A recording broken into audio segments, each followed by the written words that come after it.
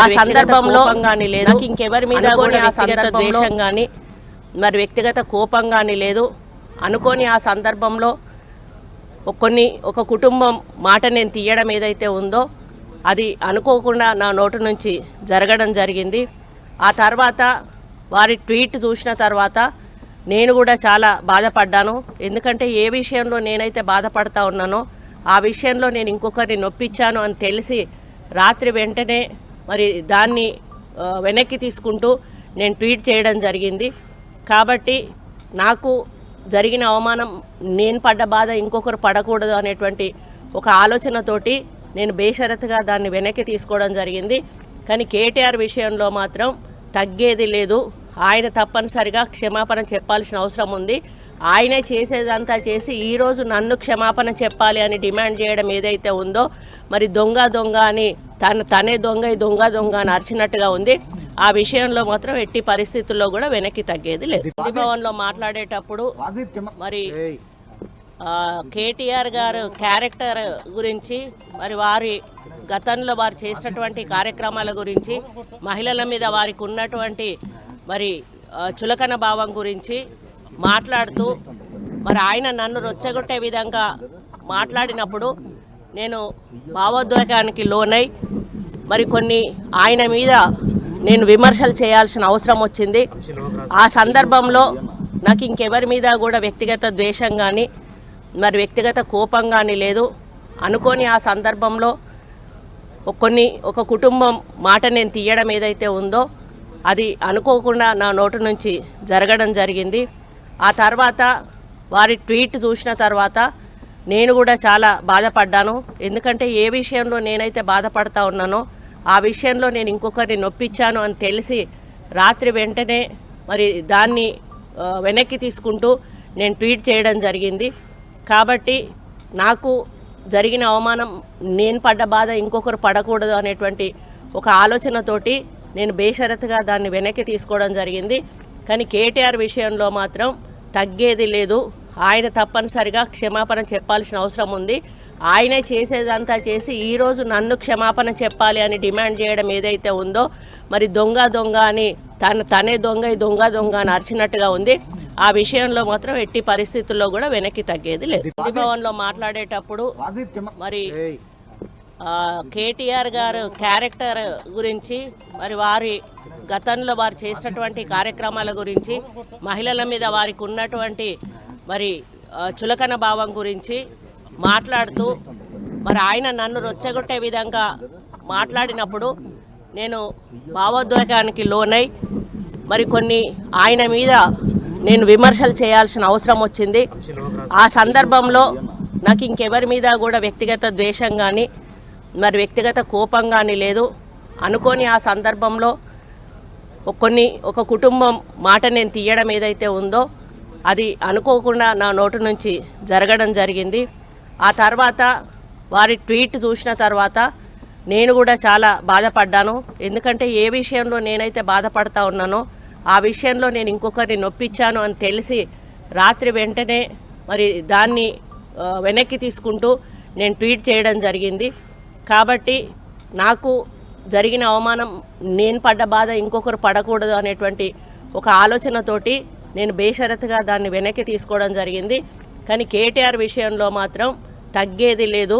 ఆయన తప్పనిసరిగా క్షమాపణ చెప్పాల్సిన అవసరం ఉంది.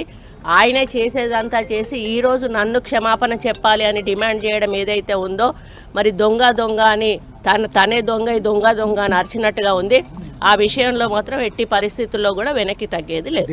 భవన్లో మాట్లాడేటప్పుడు మరి కేటీఆర్ గారు క్యారెక్టర్ గురించి, మరి వారి గతంలో వారు చేసినటువంటి కార్యక్రమాల గురించి, మహిళల మీద వారికి ఉన్నటువంటి మరి చులకన భావం గురించి మాట్లాడుతూ మరి ఆయన నన్ను రొచ్చగొట్టే విధంగా మాట్లాడినప్పుడు నేను భావోద్వేగానికి లోనై మరి కొన్ని ఆయన మీద నేను విమర్శలు చేయాల్సిన అవసరం వచ్చింది. ఆ సందర్భంలో నాకు ఇంకెవరి మీద కూడా వ్యక్తిగత ద్వేషం కానీ మరి వ్యక్తిగత కోపం కానీ లేదు. అనుకోని ఆ సందర్భంలో ఒక కుటుంబం మాట నేను తీయడం ఏదైతే ఉందో అది అనుకోకుండా నా నోటి నుంచి జరగడం జరిగింది. ఆ తర్వాత వారి ట్వీట్ చూసిన తర్వాత నేను కూడా చాలా బాధపడ్డాను. ఎందుకంటే ఏ విషయంలో నేనైతే బాధపడతా ఉన్నానో ఆ విషయంలో నేను ఇంకొకరిని నొప్పించాను అని తెలిసి రాత్రి వెంటనే మరి దాన్ని వెనక్కి తీసుకుంటూ నేను ట్వీట్ చేయడం జరిగింది. కాబట్టి నాకు జరిగిన అవమానం, నేను పడ్డ బాధ ఇంకొకరు పడకూడదు అనేటువంటి ఒక ఆలోచనతోటి నేను బేషరతుగా దాన్ని వెనక్కి తీసుకోవడం జరిగింది. కానీ కేటీఆర్ విషయంలో మాత్రం తగ్గేది లేదు. ఆయన తప్పనిసరిగా క్షమాపణ చెప్పాల్సిన అవసరం ఉంది.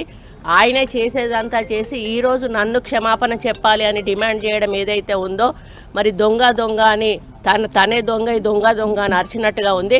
ఆ విషయంలో మాత్రం ఎట్టి పరిస్థితుల్లో కూడా వెనక్కి తగ్గేది లేదు. భవన్లో మాట్లాడేటప్పుడు మరి కేటీఆర్ గారు క్యారెక్టర్ గురించి, మరి వారి గతంలో వారు చేసినటువంటి కార్యక్రమాల గురించి, మహిళల మీద వారికి ఉన్నటువంటి ఆ సందర్భంలో కానీ లేదు, ఇంకెవరి మీద కూడా వ్యక్తిగత ద్వేషం కానీ మరి వ్యక్తిగత కోపం కానీ లేదు. అనుకోని ఆ సందర్భంలో ఒక కుటుంబం మాట నేను తీయడం ఏదైతే ఉందో అది అనుకోకుండా నా నోటి నుంచి జరగడం జరిగింది. ఆ తర్వాత వారి ట్వీట్ చూసిన తర్వాత నేను కూడా చాలా బాధపడ్డాను. ఎందుకంటే ఏ విషయంలో నేనైతే బాధపడతా ఉన్నానో ఆ విషయంలో నేను ఇంకొకరిని నొప్పించాను అని తెలిసి రాత్రి వెంటనే మరి దాన్ని వెనక్కి తీసుకుంటూ నేను ట్వీట్ చేయడం జరిగింది. కాబట్టి నాకు జరిగిన అవమానం, నేను పడ్డ బాధ ఇంకొకరు పడకూడదు అనేటువంటి ఒక ఆలోచనతోటి నేను బేషరతుగా దాన్ని వెనక్కి తీసుకోవడం జరిగింది. కానీ కేటీఆర్ విషయంలో మాత్రం తగ్గేది లేదు. ఆయన తప్పనిసరిగా క్షమాపణ చెప్పాల్సిన అవసరం ఉంది.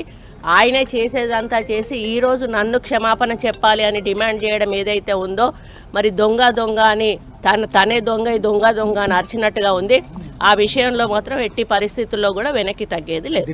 భవన్లో మాట్లాడేటప్పుడు మరి కేటీఆర్ గారు క్యారెక్టర్ గురించి, మరి వారి గతంలో వారు చేసినటువంటి కార్యక్రమాల గురించి, మహిళల మీద వారికి ఉన్నటువంటి మరి చులకన భావం గురించి మాట్లాడుతూ మరి ఆయన నన్ను రొచ్చగొట్టే విధంగా మాట్లాడినప్పుడు నేను భావోద్వేగానికి లోనై మరి కొన్ని ఆయన మీద నేను విమర్శలు చేయాల్సిన అవసరం వచ్చింది.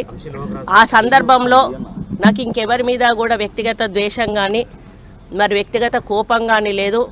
అనుకోని ఆ సందర్భంలో ఒక కుటుంబం మాట నేను తీయడం ఏదైతే ఉందో అది అనుకోకుండా నా నోటి నుంచి జరగడం జరిగింది. ఆ తర్వాత వారి ట్వీట్ చూసిన తర్వాత నేను కూడా చాలా బాధపడ్డాను. ఎందుకంటే ఏ విషయంలో నేనైతే బాధపడతా ఉన్నానో ఆ విషయంలో నేను ఇంకొకరిని నొప్పించాను అని తెలిసి రాత్రి వెంటనే మరి దాన్ని వెనక్కి తీసుకుంటూ నేను ట్వీట్ చేయడం జరిగింది. కాబట్టి నాకు జరిగిన అవమానం, నేను పడ్డ బాధ ఇంకొకరు పడకూడదు అనేటువంటి ఒక ఆలోచనతోటి నేను బేషరతుగా దాన్ని వెనక్కి తీసుకోవడం జరిగింది.